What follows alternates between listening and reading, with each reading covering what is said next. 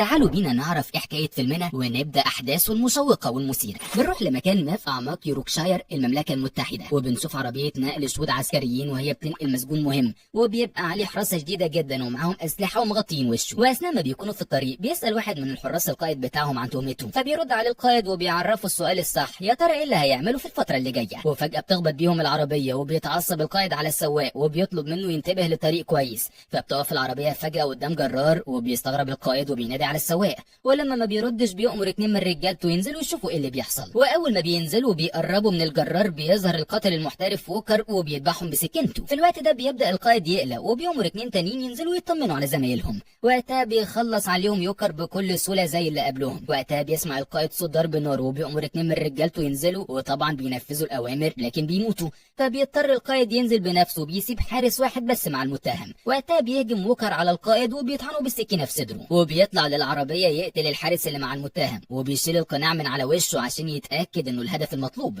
وقتها بيشكروا المتهم وبيسألوا مين اللي بعتك، مايك ولا مين. في الوقت ده بيصوروا ووكر، ولما بيتأكد انه الهدف بيطلع سلاحه علشان يخلص عليه، فبيترجى المتهم يرحمه ويسيبه عايش مقابل اي مبلغ يطلبه. لكن ووكر بيتكلم وبيعرفه انه مش هيقدر يديله اللي محتاجه، وبيضربه بالنار يخلص عليه في وقتها. بعدها بينزل من العربية بيتفاجئ ان القائد لسه عايش وقدر يهرب، فبيبدأ يدور عليه بهدوء لكن مش بيلاقيه، فبيتصل على رئيسه يعرفه ان في شاهد شاف وشه وبكده يبقى تم اكتشافه. فبيطلب منه رئيسه يبعت له مكان وبيعرفه انه هيبعت له عربية تاخده لانه لازم يختفي مرة تانية. بتوصل بعدها العربية وبتنقل ووكر لمكان اسمه مركز إعادة التكليف، وده مكان بعيد مستخدم وممول من عالم الجريمة من القتلة والمرتزقة، ووظيفته التنفيذ السريع للهوايات الجديدة اللي بيتم اكتشافها وموقعه غير معروف. فبياخدوا الحارس وبيدخلوا المركز وبيروحوا لأوضة السلاح، وبيقابل شخص اسمه سميثي وبترحب بيه واحدة ست اسمها فورج وبتقول له أخيرا رجعت. ومن خلال كلامهم بنعرف ان ووكر دخل المركز ده اكتر من مرة، فبتعرفوا فورج ان سهل جدا تعاقب هوية جديدة ليه وانها هتسلم مستنداته الجديدة. وبيسألها ووكر ده هيتم الليلة، ولما بتبص له بيترجاها تخلص هويته الجديدة بسرعة، فبتعرفه انه مش هيبقى لوحده الليلة في المركز، وبتلفت انتباهه ان المكان فيه مجموعة تانية من القتلة، وبتطلب من سميثي يجهز ووكر قبل ما يقفل الابواب وبيسيبه وبيمشي. وقتها بتدخل عليهم عاملة النظافة، واول ما بيشوفها سميثي بيتوتر وبيبان عليه انه معجب بيها، فبتطلب منه وقتها مفاتيح المكتب وبيحاول يفتح معاها كلام، وبيقول لها اول ما الابواب تتغير وتبقى الكتروني مش هتحتاجيني. لكن العامله بتلفت انتباهه انها معجبه بيه ودايما هتبقى محتاجاه. وقتها بتقع المفاتيح من ايده وبيضحك ووكر عليه، ولما بتسيبهم وبتمشي بيلاقي ووكر بيبص له باستغراب وبينصحه يعترف لها باعجابه ليها طالما هي لفتت انتباهه. لكن سميثي بيتريق عليه وبيقول له المفروض اقبل نصيحه من شخص بيغير اسمه كل اسبوع. بعدها بياخده وبيروح على اوضه المتعلقات الشخصيه وبيطلب منه يسلم تليفونه ومحفظته، فبيعرفه انه ما ينفعش يتصل باي شخص خارج المنشاه، وعشان كده بيفهموا ان جهاز تشويش الاشاره شغال وبيأكد له ان ده لحمايتهم. وقتها بيسلموا ووكر كل حاجه معاه ما عدا سلسلته، لكن سميثي بيترجاه يسيبها وبيمد له ايده بظرف مفتوح عشان يحطها فيه، فبيضطر ووكر ينفذ كلامه وبيعرفوا سميثي انه هيتحبس طول الليل كالعاده عشان كل الموجودين يركزوا في شغلهم. واثناء ما بيكونوا خارجين بيدخل واحد من اللي شغالين في المركز ومعاه قاتل، فبيلاحظ ان القاتل بيتخانق معاه عشان مش عاوز يسلم شنطته، وبيحاول الشخص ده يفهمه ان ما ينفعش يحتفظ معاه باي متعلقات شخصيه، لكن القاتل بيرفض وبيتعصب عليه. وقبل ما ووكر يتدخل بينادي عليه سميثي وبيعرفه انه لازم يروح اوضه تغيير البصمات، فبيروح ووكر الاوضه وبيحط ايده على جهاز سخن جدا لحد ما جلده بيتحرق، وده بيكون هدفه تغيير جلده وتكوين جلد جديد ببصمات جديده. وبيتألم ووكر لكن بيستحمل، وبعد ما جلد ايده بيتحرق وبيدهن ايده بمخدر وبيربطها. بعدها بيروح على اوضته، واثناء ما بيكون ماشي بيقابل القتله اللي موجودين في المكان، فبيبان انهم بيكرهوه جدا. وبيلاحظ ووكر ان في اوضه فيها بنتين وبيقف قدامها لثواني، وبتقوم واحده منهم اسمها إلدا تقفل الباب في وشه، فبيكمل ووكر طريقه وبيدخل اوضته. في الوقت ده بيوصل على المكان مجموعه من القتله المحترفين ملثمين ومعاهم اقوى انواع السلاح. وقتها بيتصل زعيمهم على رئيسه وبيعرفوا انهم قدام المركز وانه قريب يقفل، فبيأكد له ان نظام الامن سهل جدا زي ما توقعوا، وبيأمر رئيسه يقتل كل الموجودين ما عدا الهدف، وبيفكروا ما يسيبش اي شهود وراه وينظف المكان من الجثث، فبيأكد عليه انه عاوز الهدف حي وبيهدده بالقتل لو ما نفذش كلامه. وهنا بنعرف ان الهدف تبقى جولييت صاحبه إلدا اللي موجوده معاها في الاوضه. وقتها بيأمر زعيم العصابه رجالته يجيبوا له بنت اسمها كيتس، وكمان بيعرفوا انهم لازم يخلصوا على كل الموجودين في المركز ما عدا جولييت. هنا بتنزل كيتس من العربيه وبنعرف انها قاتله محترفه وبتنهي اصعب المهمات باحترافيه وجداره، فبتسأل زعيم العصابه عن شكل الهدف. وقتها بيوريها صوره جولييت وبيأكد عليها تجيبها له حيه، فبيبداوا افراد العصابه يجهزوا اسلحتهم وبتقودهم كيتس للمركز. في الوقت ده بيكون ووكر بيسمع اغاني وبيحلق دقنه، فبتخرج إلدا من اوضتها، وفجاه بيلاقي ووكر بتحط له ظرف تحت الباب، فلما بيفتحه بيلاقي فيه سلسلته وبيلاقي سميثي هو اللي حطه علشان عارف بيحبها قد ايه وبيسيبه وبيرجع لمكتبه. فبيرجع ووكر اوضته مرة تانية وبتقفل الابواب على كل القتلة، وبيروح سميث يودع العاملة وبيحاول يعترف لها باعجابه. وقتها بتعزمه على العشاء في بيتها وبتعرفه ان عندها احداث الافلام اللي نزلت السوق. فبيوافق سميث وبيسيبها وبيرجع مكتبه، وبتاخد العاملة عربيتها وبتخرج من المركز. هنا بتستغل كاتس الفرصة وبتحط عصاية حديد في الباب عشان يفضل مفتوح، وبتقتل حارس الامن بالنار تخلص عليه. فبتنادي على باقي فريقها عشان يدخلوا المركز وبينفذوا كلامها. في الوقت ده بتدخل إلدا أوضة الأمن وبتقدر تعرف رقم أوضة ووكر وبتخرج بعدها بسرعة. وقتها بيفتح ووكر السلسلة وبنعرف إن فيها صورة بنته.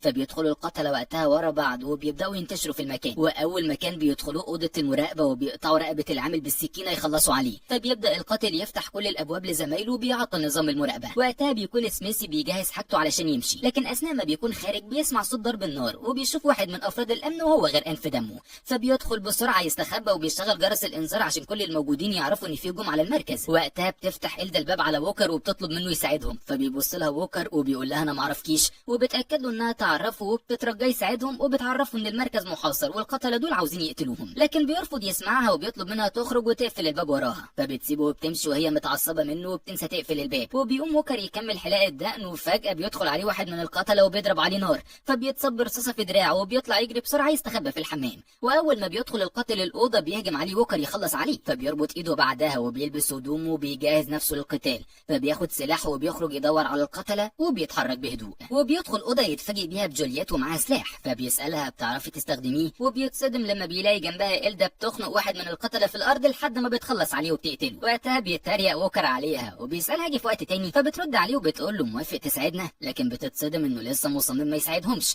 وبيعرفها انها سابت باب اوضته مفتوح وعرضته لضرب النار. فبتأكد له ان القتلة معاهم سلاح من احدث الانواع ولازم هم كمان يبقى معاهم سلاح عشان يقدروا يواجهوهم. وقتها بيسمعوا صوت ضرب النار وبتطلب إلدا من جولييت تستخبى. وبيقعد ووكر على السرير يستناها لحد ما تخرج تخلص على القتلة. فعلا بتخرج إلدا وهي متعصبة منه وبتبدأ تضرب نار على القتلة، وكل ما خزنة سلاحها بتفضى ترجع تملاها. ولما بتفضى مرة تانية بيهجم عليها واحد من القتلة، لكن بتقدر تذبحه بسكينتها. وهنا بيهجم عليها قاتل تاني، وقبل ما يخلص عليها بيظهر ووكر وبيضربه بالنار في اللحظة الأخيرة يخلص عليه. بعدها بيرجعوا الأوضة لجولييت وبتعرفهم إلدا إنهم لازم يروحوا أوضة مخزن السلاح بسرعة. هنا بيبان على جولييت التعب وبيتصدم ووكر لما بيشوف بطنها وبيكتشف إنها حامل. فبتسأله إلدا هتتحرك معانا ولا لا، وبتعرفه إنها مش واثقة فيه، وبتأكد لها جولييت إنهم محتاجينه. فبيخرجوا من الأوضة وبيتحركوا بهدوء في المركز. وقتها بيدخل ووكر مكان وبتتحرك إلدا وجولييت في مكان تاني، وبتطلب إلدا من جولييت تستخبى وبتكمل تأمين الطريق.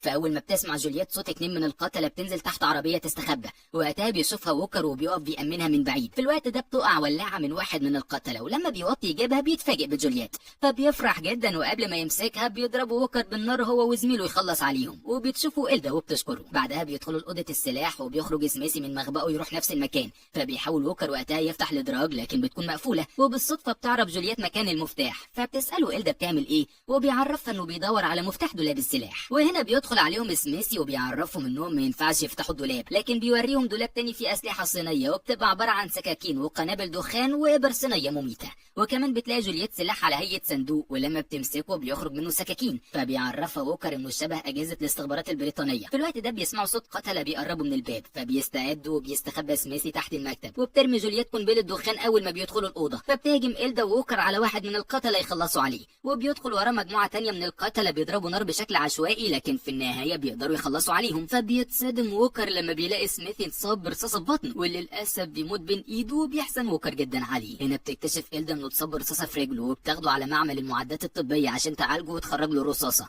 وقتها بيكون رئيس القتلة مستني خبر قبضهم على جولييت بفارغ الصبر. فبنرجع لإلدا وهي بتخرج الرصاصة من رجل ووكر وبيتألم من شدة الوجع. وقتها بيتكلم ووكر مع جولييت وبيقول لها كل ده بسبب حملك. فبتأكد له جولييت المعلومة، وبتحكي له إلدا انها اتورطت في خطف 4 ستات من ضمنهم جولييت عشان تتاجر بيهم في الأعمال المشبوهة. وللأسف أعجب رئيسها بجولييت ورفض يبيعها للشاري، ولما عرف انها حامل قرر يخلص منهم. فبتعرفه إلدا انها ندمانة، وبتحكي له انها اتخطفت من أهلها وهي طفلة في عز النهار وسط شوارع نابولي، وعشان كده قررت تخلص البنات دول وتساعدهم. ومن خلال كلامها بنعرف ان ووكر كان بيساعد الناس لحد فترة معينة حياته كلها اتغيرت فيها. وقتها بيعرفهم ووكر انه لازم يتصل على القائد بتاعه لانه مش بيثق في اي حد غيره، وبيطلب من إلدا تروح اوضه المراقبه تلغي تنشيط جهاز تشويش الاشاره وتجيب له تليفون. فبتوافق إلدا وبتطلب منه يخلي باله من جولييت، وبتسيبهم وبتتحرك، وبتخرج بسلاحها لساحه المركز تستخبى ورا عربيه وبتبص على القتله من بعيد. وقتها بيسال ووكر جولييت عن شكل رئيسهم، فبتعرفه انه عباره عن شر بره خالص ماشي على الارض وبتساله عن عيلته، فبيعرفها انهم ميتين، وبنفهم وقتها ان مراته وبنته اتقتلوا. وبنرجع لإلدا وهي بتجمد قلبها وبتضرب نار على القتله وبتخلص على عدد كبير منهم، ولما بتخلص خزنه سلاحها بتضطر تدخل مع واحد فيهم في قتال، وللاسف بيضربها بالسكينه في صدرها، لكن بتضغط على نفسها وبتكمل قتال لحد ما بتخلص عليه. فبتروح بسرعه تلغي تشويش الاشاره وبترجع لوكر وجولييت. فبتبدا جولييت تعالج جرحها، وبيعرفهم ووكر انهم محتاجين تليفون ولازم يروحوا اوضه المتعلقات الشخصيه عشان يقدر يجيب تليفونه. وبيقدر واحد من القتله يهرب منها من غير ما تشوفه، وبيخرج لزعيمهم يحكي له اللي حصل. في الوقت ده بتتعصب كاتس وبتقرر تدخل تهاجم بنفسها، وبيروح معاها القاتل اللي هرب من إلدا بسلاح متعدد. في نفس الوقت بيتحرك ووكر والبنات وبيقتلوا اي قاتل يظهر في طريقهم. وقتها بتفتح كاتس للقتله اللي موجودين في المركز ابواب اوضهم، وبتعرض عليهم ينضموا ليها مقابل مبلغ كبير وبيوافقوا. فبنرجع للقاتل وهو بيضرب نار على ووكر والبنات، وبيحاولوا انهم يتفادوا الرصاص، وبيحصل بينهم تبادل ضرب النار لحد ما خزنته بتخلص. فبيستغل ووكر الفرصه وبيضربوا بالنار في نص راسه. وبيتحركوا بعدها على الاوضه اللي فيها المتعلقات الشخصيه، وهناك بيلاقوا واحد من القتله وبيدخل ووكر معاه في قتال جامد جدا. فلما بتحاول إلدا تساعده بيضربها القاتل يفقدها الوعي، فبيمسك جولييت من رقبتها يخنقها وبيبقى عاوز يخلع لها اسنانها. وقتها بترجع إلدا للوعي وبتهجم عليه تضربه، فبيهجم ووكر عليه وبيقدر انه يخلص عليه، لكن للاسف بيفقد الوعي ونفسه بيقف. وبتحاول إلدا ترجعه للوعي بكل قوتها لحد ما بتنجح وبيشكرها. فبيتصل ووكر على رئيسه يعرفه اللي بيحصل، وبيطلب منه يبعت لهم عربيتين تاخدهم بسرعه، وبيطمنوا رئيسه وبيعرفوا انه هينفذ في خلال ساعه. فبتتصدم جولييت لان المده كبيره، وبتعرفهم إلدا انهم محتاجين ياخدوا ورقهم قبل ما يمشوا. فبيعرفهم ووكر انهم هيلاقوه في المبنى التاني، وبيبداوا يتحركوا. اثناء ما بيكونوا خارجين بتحس جولييت بالتعب، وقتها بيلاقي ووكر واحد من القتله واقف لهم في الطريق، فبيقرر يخرج يشغله لحد ما البنات يستخبوا ويقدروا انهم يدخلوا المبنى اللي فيه الورق. وبيدخل ووكر في قتال معاه، فللاسف بيظهر 3 قتله لإلدا وبيدخلوا معاه في قتال جامد جدا، وبتبقى مهارته عاليه جدا. فبتطلب إلدا من جولييت تهرب وتروح للمبنى اللي فيه الورق بسرعه. فبعد قتال بين ووكر والقاتل بيقدر ووكر انه يسيطر عليه، وبيمسك شاكوشين وبيفضل يضربه بيه على راسه ضربه ورا تانية لحد ما بيخلص عليه. اما إلدا بتتصب رصاصه في بطنها، لكن بتضطر تكمل قتال لحد ما بيظهر ووكر وبيخلص عليه. في الوقت ده بتقدر كيتس توصل لجولييت، ومن غزها بتجرحها في وشها بالسكينه. وقتها بيدخل ووكر الاوضه اللي فيها ورقهم، وبيتصدم لما بيلاقي فورج مقتوله وفي ايديها جواز سفر ومبلغ كبير. فبتساله إلدا وقتها ناوي على ايه، وبتتصدم لما بتعرف انه مش هيهرب معاهم وهيكمل في طريقه. وبتعرفه انها تعرف ماضي كويس، وهنا بنعرف ان مراته اتقتلت علشان انقذ رهاين من اليمن. وقتها بيتعصب ووكر عليها وبيعرفها انه لازم يكمل علشان بنته تفضل في امان، وهنا بنعرف انها لسه عايشه. فبتتضايق إلدا من قراره وبتقرر تسيبه وتمشي. ولما بتخرج بتشوف كيتس وهي خارجه بجولييت، فبيخرج وراهم ووكر، ولما بيلاقي سلسلته اللي فيها صوره بنته مرميه على الارض وبيتاكد ان البنات في خطر، بيقرر يكمل وبياخد مسدس واحد من القتله في طلقه واحده بس. في نفس الوقت بتهجم إلدا بسكينه على زعيمهم، ولما بتحاول كيتس تضربها بالنار بتفتح جولييت باب العربيه وبتوقعها على الارض. فبيوصل ووكر وبيدخل مع زعيمهم في قتال، وعلى الجانب التاني إلدا بتقاتل كيتس بمهاره لحد ما بتوصل لسكينتها وبتغرزها ببطنها تخلص عليها. وقتها بيكمل ووكر قتاله لحد ما بتحدف له إلدا السكينه وبيقطع له بيها ايده. وهنا بيجي دور جولييت وبتسوق العربيه باقصى سرعه وبتدوس عليه تقطعه. وقتها بتوصل العربيات اللي قائد ووكر بعتها، فبيطلب ووكر منهم يركبوا في واحده ويهربوا من البلد، وبيدي لجولييت الفلوس اللي كانت مع جواز سفره علشان تصرف منها. فبتشكره جولييت وإلدا وبيسيبهم وبيروح يركب العربيه الثانيه، وبيدي له واحد من الحراس شنطه الاسعافات الاوليه يعالج جروحه، وكمان بيدي له تليفون يرد على القائد بتاعهم. فبيطلب منه القائد بتاعه ينظف نفسه ويستعد للمهمه الجديده، وبيعرف ووكر انه لازم يخلص من حاجه مهمه الاول. بعدها بشهر بنشوف جولييت وإلدا وهم في مكان امن، لكن إلدا بتودعها وبتعرفها انها لازم تكمل وتنقذ باقي البنات. اما ووكر بيروح لرئيس إلدا وجولييت يخلص عليه عشان يعيشوا في امان، وبيضربوا اكتر من رصاصه لحد ما بيتاكد انه اخيرا مات. وبكده بتنتهي احداث فيلمنا النهارده. يا ريت ما تنسوش اللايك والشير واشتراككم في القناه وتفعيل زر الجرس علشان يوصل لكم مننا كل جديد، وما تنسوش تسيبوا لنا رايكم تحت في الكومنتات. نشوفكم في الملخصات اللي جايه. سلام.